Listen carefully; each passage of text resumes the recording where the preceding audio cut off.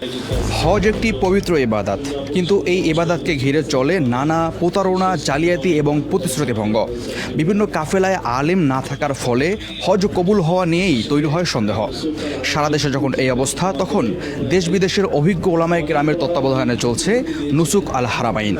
লাব্বাইক আল্লাহুম্মা লাব্বাইক, উমরার জন্য আসলেন, যেখানে অভিভাবক হিসেবে রয়েছেন সাবেক ধর্ম উপদেষ্টা ডক্টর আফম খালিদ হোসাইন, বিশিষ্ট ইসলামী আলোচক ও ইসলামী স্কলার মুফতি রেজাউল করিম আবরার সহ অসংখ্য ওলামায়ে কেরাম।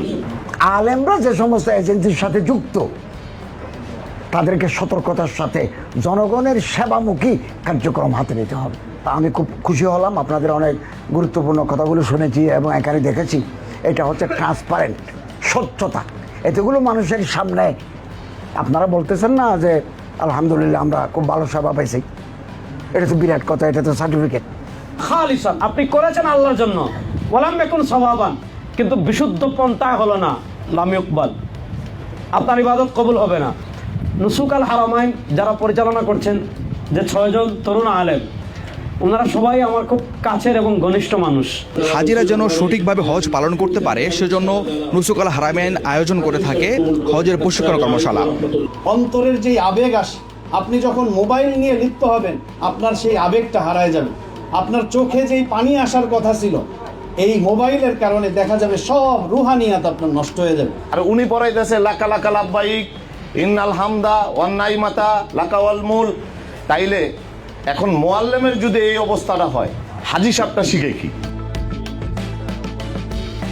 রোজা ঈদের পরে আমি নুসুক আল হারামাইনের সাথে উমরাতে গিয়েছিলাম বাবাকে নিয়ে।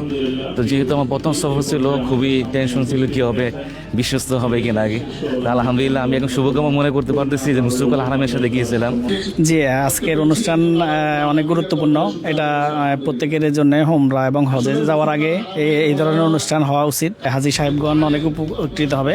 আমি 2026 সালে নুসুক আল হারামাইনের মাধ্যমে হজ পালন করেছি, কথা এবং কাজে মিল আছে। এবং আমাদের হোটেলও একেবারেই কাছেই ছিল, মক্কা টাওয়ারে ছিল, মসজিদুল হারামের পাশেই। অত্যন্ত ভালো লাগছে। আমি আশা করি বাংলাদেশের এই যতগুলো ট্রাভেলস আছে, যতজন যাত্রীরা উমরায় যায়, প্রত্যেকের জন্য এই ধরনের একটা করে প্রশিক্ষণ কর্মশালা জরুরিভাবে করা দরকার। নুসুক আল হারামাইনের মাধ্যমে ওনাদের হজ কাপলের সর্বপ্রথম আমরাই ছিলাম। আলহামদুলিল্লাহ ওনারা ভালো সার্ভিস দিচ্ছে আমাদেরকে। আজকেও হজ প্রশিক্ষণ কর্মশালা ওনারা যে আয়োজন করছে সেটা অনেক সুন্দর। আসলে আজকের এই অনুষ্ঠানে এসে হজ এবং উমরা সম্পর্কে অনেক কিছু শেখা যাচ্ছে।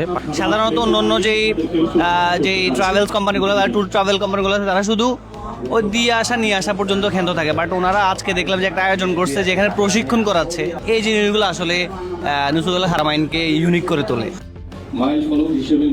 আলহামদুলিল্লাহ নুসুক আল হারামাইনের কার্যক্রম তো দীর্ঘ 2 যুগ হয়ে গেছে। আলহামদুলিল্লাহ এটার কাজ আমার মুরব্বীরা শুরু করেছিলেন, আমার বাবা শুরু করেছিলেন। এরপরে যদিও নুসুকের নামে ছিল না, এটা ভিন্ন নামে ছিল। আস্তে আস্তে আলহামদুলিল্লাহ এখন Nusuk Al Haramain tours and travels নামে রূপ নিচ্ছে। তো এটা শুরু হয়েছে 2025 থেকে। তো আমাদের এই অল্প জার্নিংয়ে আজকে 2026 চলতেছে, এই 9 মাসের ভিতরে আমরা আপনার 1500 উমরা যাত্রী কাজ করেছি আলহামদুলিল্লাহ। এবং এই বছর 2026-এ আমরা হজে 105 জন যাত্রীর 2টা কাফেলা, ভিআইপি কাফেলা করে আলহামদুলিল্লাহ কাজ করেছি। বাংলাদেশ থেকে আমরা 2 জন প্রতিনিধিকেও এখানে রেখেছি, মক্কা এবং মদিনায়, যেটা আপনি বাংলাদেশের এতগুলো এজেন্সির ভিতরে হয়তো 2-1 জনের পাবেন কিনা সন্দেহ আছে। মেহরবানি করে